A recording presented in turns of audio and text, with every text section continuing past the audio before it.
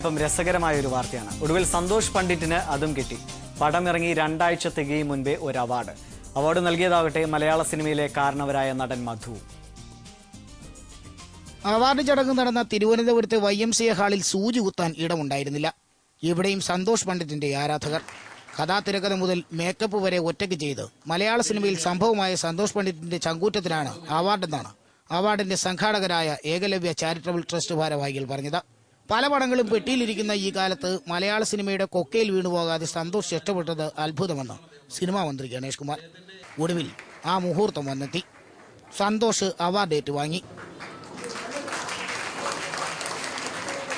3 minute മുതൽ 15 minute വരെ നീണ്ട തെറികൾ cinema റിലീസായപ്പോൾ കേട്ടെന്ന് Santhosh Pandit.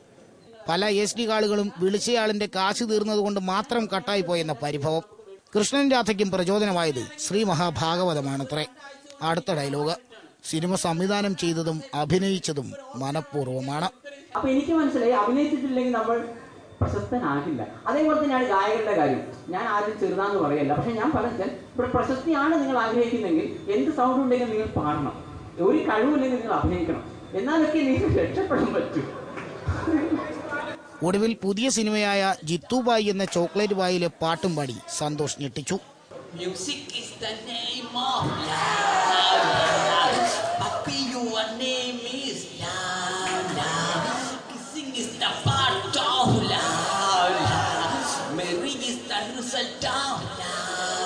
You are my Jackson, Michael Jackson. You are my hero, superhero. Music is the name of love. Papi, your name is love. ആനന്ദലബ്ധിക്ക് ആരാധകർക്ക് ഇനി എന്തു വേണം? Asianet news, Thiruvananthapuram. ക്ഷമിക്കണം, ഇതൊന്നും കാണാൻ താല്പര്യമില്ലാത്ത കാണികളും കാണാമെങ്കിലും പ്രേക്ഷകർ ഇതും പ്രതീക്ഷിക്കുന്നു എന്നതുകൊണ്ടാണ് ഈ വാർത്തയും ഇതിൽ ഇടം പിടിക്കുന്നത്.